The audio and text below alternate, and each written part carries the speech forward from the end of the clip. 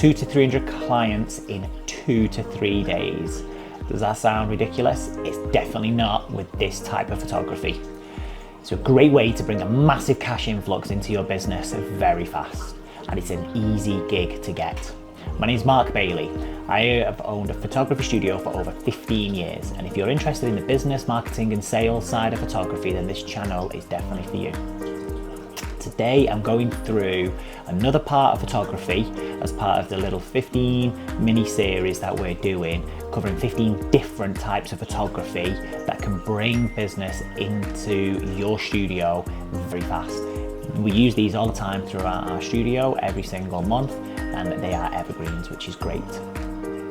So today's video is going to be about nursery photography and school photography. Now, for those of you that are already doing it, you'll know how lucrative this can be. For those of you that have not even thought about it or just maybe considering it at the moment, you need to realize that both, even though the pictures are very similar and that the product is going to pretty much be the same, when it comes to getting the school contract or the nursery contract, it's two very different things. Let's go through schools first. For schools, speaking to head teachers, it's something that they have to have in the school. People want the school photos. However, for the school, it's a bit of a headache. You know, it's disrupting the school day, it's disrupting the learning. You're in the school hall for maybe 1, 2, 3 days, depending how you shoot it. It's a nuisance that they then got to collect all the orders and all the money coming in. Then on top of that, what if there's some pictures missing? It's not the school that's going to be getting any grief from the parents. Sorry, it's not you that will be getting grief from the parents, it will be the school.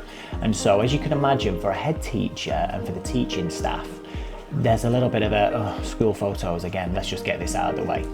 So if you're going in for school photography, you need to come up with a solution and a plan that works seamlessly for the school. Now, regardless of who's in there are big companies out there, Tempest, and there's also other school contracts, school photographers that have contracts as well. No matter who they are, there will be some hiccup, definitely. Let's say they get 99% of it right. That means there's 1% of the school that is a complaint, or when I say of the school, of the parents. Now, let's say the school has 300 parents in there. Just 1%, that's 3 complaints. That's enough for the head teacher to be thinking, we need to change photographers, but I'll do it next year, because once they've had the pictures, next year's school photography is 10, 11, 12 months away, depending when they next do it. So they won't do it there and then. So for you, what you want to do is you want to be going in with a complete solution that makes this as easy as possible for the head teacher and the teaching staff, and that's your angle for getting in for school photography. Not that your pictures are better, not that your pricing's better or anything like that. For the teachers, can you make my life easier? So what can you do to do things like this? So before you go in, these are all things that you don't have to do, but when we've done school photography, these have helped us win contracts. So first of all, what can we do? Let's get a pen and paper, and you want to brainstorm absolutely every little kind of pain point for a teacher. Get your mindset into the teacher's mind. So first of all, I've got to let all the parents know that their school pictures are going to be in a month's time, or in 2 weeks time, or whenever it's going to be. Okay, so are they going to tell the children to tell the parents? Well, you've got kids that are 5, 6 years old. Are they going to remember to tell them? Are they going to have to write it in the kids' planners? Well, you know what? That's an extra task that a teacher's got to do. Is the school going to produce a little piece of paper that they print off and they cut up? And again, this is all extra things you can do. So what we found works really well for us was going to a teacher saying, first of all, we'll produce, you tell me how many children you've got, I will give you a stack of flyers. You let me know what date it is, and I'll make sure the school logo is on there. I'll make sure that we've got the date of when it's going to be, and is there anything that you want us to put in there specifically for your school? I'll produce all the leaflets for you. All you guys have to do is just a pile for each classroom, then the teachers hands them out. Nice and easy for you. So again, there's the first kind of solution for that pain point. Now the other company that's doing the school photography might not do that. They might be, but they might not be. And if they're not, there's that little edge and something for the school teacher to go. We did get complaints from a handful of parents because they didn't know it was school photography day today. So now there's that pain point gone. In terms of when it comes to school pictures, well, how do we know it's the right picture that is going to the right child? So there are tons of apps out there that will generate a QR code for you per child, or a little reference number. So one thing that we found really useful was get a piece of paper, and for every child that's about to take a picture, if you've already got your QR code sheets all printed, you would give them that and you would take a photo of that. Then they will put that down, and then you'll do their school shots. Then you know that those set of pictures belong to that child. Now, learn from our mistake. We would get the kids to hold a piece of paper here, and then they'd put it down. I couldn't see their face, so the next couple of pictures, I'd have to go off sequence. And it's much easier to just be able to see a kid's face and see 2, 3, 4 pictures, and that's that kid, if that makes sense. Now, you don't have to go that fancy. Very first time we did this, we didn't have QR codes. All we had was a piece of paper, hashtag 0001. That was that child. Next child, 0002, so on. Just so long as there's some way of doing it. I think, in all honesty, the first time we did it with child's name, and that was a bit of a nightmare. So it's much easier if you just have that, because then when they leave, for you need to make sure that every single child gets the correct pictures. Now, keep a sheet of each class, and then you could ask the school for a printout of the register, and then you can write the child's numbers next to each name, and then you can make sure that you've got them to the right child. That really helps. Then let the school know that you will produce a pack for every single child, so that you'll put them. So first of all, I've known some teachers where or some companies where they'll just have a big box and they'll have every single child that's been shot in number sequence. Now, what if there's a kid that's coming to school late because they had a doctor's appointment, or what if you're doing it over 2 days? One child was off one day, so they come in the second day, and then you shoot them, so they're no longer in the class sequence, but they're in the number sequence, and then it's down to the school to go, who's this child? I need to go register, right, that's in class 7A. So you want to make it as easy as possible. So what we found works really well for us, we got some really useful storage boxes, and they do a small one that's maybe about just a bit bigger than A4. And what we did was we would have a box for every single class, and we would make sure that when we go down the class register and go, is everybody in there? Was anybody absent? Do a count, make sure everything's there. And again, we would take back all of the order forms in a box for her class. So again, all the school's got to do is just go 7A, 3B, there's your box. Very easy for the admin staff and the head teacher and the teaching staff to make sure they've got the right order forms for their class. We let them know that we'll put on the order form the date that they need it back by. And again, we've printed all of this. There's different ways of you doing it. You can have an online gallery, be careful of that. Make sure it's very heavily watermarked, because we found, and this was probably around about it would have been maybe 2017, we did a screenshot from Instagram and we were able to print it 20 by 20 inch, and it was perfect quality. And I'm sure now you can print them much bigger. So if you're putting school photos online for people to order, make sure it's heavily watermarked, because people will screenshot it and go, that will do me. For us, what we found worked best was to just not have an online gallery. What we did have with our CRM that we use, Booked Up, we're able to create a landing page where they can place the order, and they've got to put a reference in, which would be the reference for the school photo. So they can make the payments online, and the reference comes through, and we put, can you please confirm the reference number, and they can't, it's not an autofill, they've got to type it back in again, and it needs to match. Very easy for us to be able to set that up. And so then the clients can order their pictures then. Now, we then put the date on. So far for the school, all the stress is gone. All we've asked them for is, can I have a register? And can you give these boxes to your classes, please? And so they give the box to the class, the teacher then gives them out to each of the children, and we put on it, you've got 1 week to order the pictures, or 2 weeks, whatever you decide. Now, then all we do is they keep the boxes, and we're going to come and take the box from you. So now when the order comes back in, the teacher doesn't need to think, oh, where do I put this so I don't lose it? They put it in your box. Now you can brand the box up with stickers or whatever else, but it's your box that's there. Then you just let the teacher know, I'm coming in on this date to come get the boxes. So then all the admin staff have got to do is just let the teachers know, listen, on the 14th, can you make sure all the boxes are back to the head office? Now let's imagine you go and you know exactly how many boxes you should have. You should have 12 boxes, but only 11 have come back. you're making sure that on the top of each box is the class name.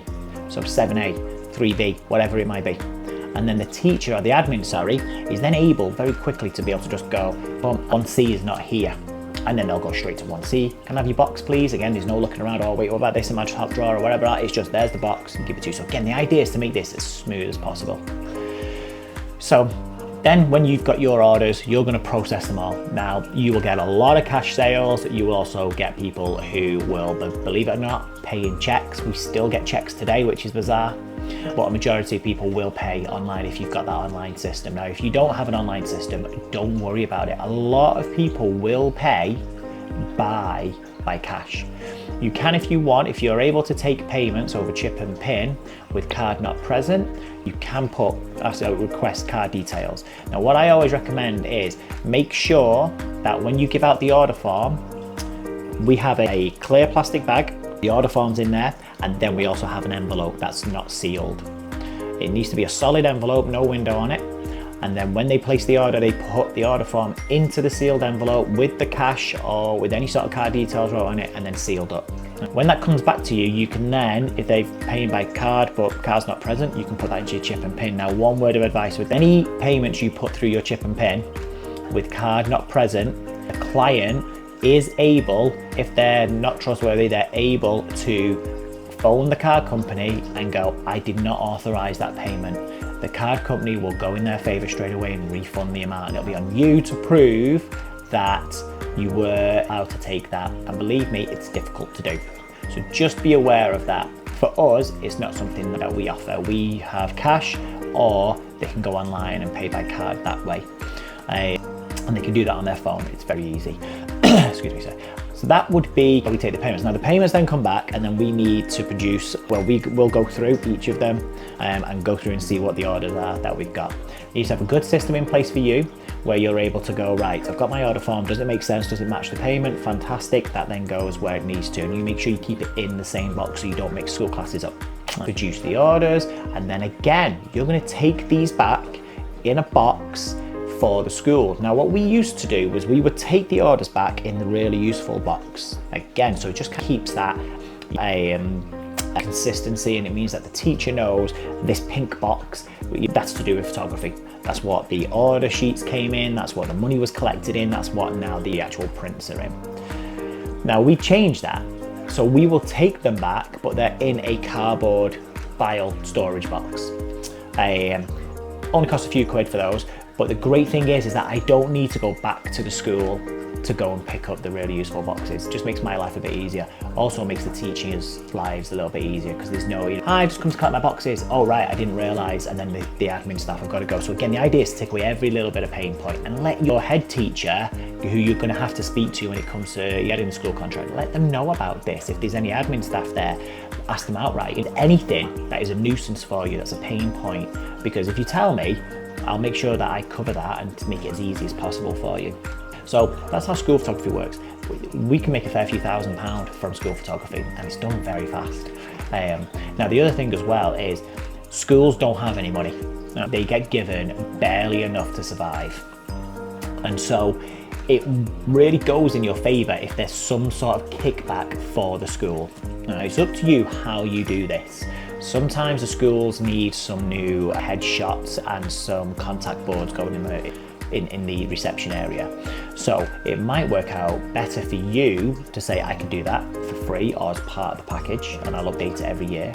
Or you may turn around and go, look, I'm going to give you a 5%, 10%, 15% kickback. Now, if you can find out what the current photographer's doing, that will certainly help for you to be able to know. And there's people that you can ask, or just ask them outright. Got to remember as well, these teachers and head teachers and admin staff, they're not used to sales and negotiations. So just ask them outright. You'd be surprised at how many will go, well, we currently get 10%. Well, I'll give you 12.5%. You don't need to go, I'll give you 20. 12.5, that's extra. Now, you can say, I'll give you full transparency, I'll give you a list of what everybody ordered, and I'll give that back.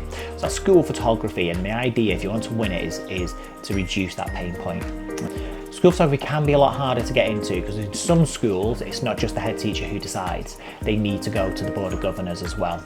Now, what you will find is there are an awful lot of schools where it's one of the governors who does the school photography.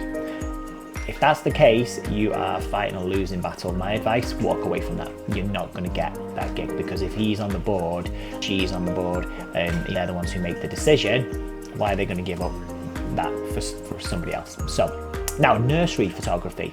Again, it's the same type of photography, but use exactly all the same pain points. In this case though, it tends to be the nursery manager who can make the decision there and then. Some nurseries will do school or nursery pictures, I should say, twice a year. You get that gig and you can get it twice a year. That's fantastic. It's also worth asking them, I do a kickback, but what would you guys prefer? Do you want a kickback, or is there something that you guys need? How about if you do have studio premises, you could turn around and offer them and say, so what we do is, rather than a kickback, we give you some vouchers, and the entire staff here are able to come to my studio for a family shoot for free, and they get a frame, or they get all the digitals, or whatever it is it would be. My advice, give away a frame. They've got to purchase the digitals if they want them. Gives you that chance to still get a little bit of an upsell. Because the nursery is more of a business, everything's already marketed, is already budgeted. So they may not be looking at it going, let's do some school photography because it'll bring a little bit in. They may be cash rich, they may be secure at the moment. And so for them, you only need one person, the nursery manager, to go, I would love a family shoot, or a cake smash, or a newborn because something's coming up or whatever. And you'll also have pressure from the other nursery staff who get wind of it going, oh, definitely book this person. I love their photography. I want a family shoot with them. So it can be an awful lot easier. On top of that, there are tons and tons of nurseries. You'll be amazed at how many nurseries there are. It's going to be a case of a lot of knocking on doors, cold calling, maybe even produce a pack that you will send them in the post, and just keep constantly following up. Make it part of your routine that each week I'm going to phone 3 or 4 nurseries, and you're just going to get in touch with them. Now, when it comes to shooting them, they're both very similar. You're going to have your backdrop that goes up, and you're going to bring the kids on. Now, if you're using a white backdrop, if it's a paper roll, your paper roll is going to get destroyed by kids' shoes. You don't want to be shooting loads and loads and loads. You want 2, maybe 3 different poses, and that's it. For us, we would always have the kids just sat there on the paper roll, very simple. We would then maybe have them stood up as well, or maybe you're going to have them lay on the front just like this. You don't have to get too creative with it, but you don't need loads of pictures. They're where I would suggest you start, but go through and have a look. Now, you can then start to get more and more creative. You can do your standard one, maybe where they're sat down on something, turn to the side a little and looking at the camera. Then get a fun shot, maybe them jumping up, maybe of them screaming or whatever else. I found that when you get the kids to scream, you get really good facial expressions, and the rest of the school love it. You just get teachers, head teachers and things like that coming in watching us and just loving the fun that the kids were having. For your parents, they get something a little bit studio-y, which works really well. Now, the idea for you, because you're going to have a ton of pictures here, is that you want the editing to be as simple as possible, so no shoes on your backdrop. It can help you when it comes to editing and having to cut paper roll away and things like that. Be careful of patterned backgrounds and things like that. We learned the hard way on this. We got a load of vinyl rolls from a photography show a fair few years back, and they were great in our studio setting. When we took them to the school setting and we used these, it was our worst year. When it comes to school photography, plain always wins. And that is pretty much it. It's so easy to shoot. It's a very quick and simple thing that you can do by making a few phone calls, where you're guaranteed to get a very big return for a couple of days' work. Done during the week as well, which is great. So if you have busy weekends but you're struggling to get people through the door during the week, then nurseries and schools works perfectly. Schools, they tend to do their school photos in the first part of the year. So you're looking September, October. My advice, don't do it too close to Christmas. So don't do shoots in November, because then you've got to go away, you've got to edit everything, and you've got to get it back to the school. So that could take maybe 2 weeks to get everything edited, get all your literature or your order forms printed and back to the school. Then they've got to give them out, so another 2 weeks. So if you're shooting November, your order form is coming back in December. We found now when you do that, your sales drop right off. So ideally you want it, if it is school photography, you want it September, October, so you can get the order forms to them roughly by, say, November, and then get the orders back in November as well. If it's nurseries, exact same again. Try to stay clear of the Christmas period, but nurseries tend to do it a lot more throughout the year. You can do graduation photos as well. There's a lot that you can do. That's one of the things, again, with all of this, is that it's not just the school photography, it can then lead into other gigs for you to do, say, all the prom pictures, the graduation pictures and things like that, the leavers pictures if it's a high school, you're doing the year 11s. So that is a very good way to bring business in. Please give me a like and a subscribe if you're finding any of this useful. Just let me know I'm on the right direction and I will massively appreciate it. Apart from that, guys, have a great day, and then there'll be my final video in this mini series tomorrow. Take care, guys. Bye.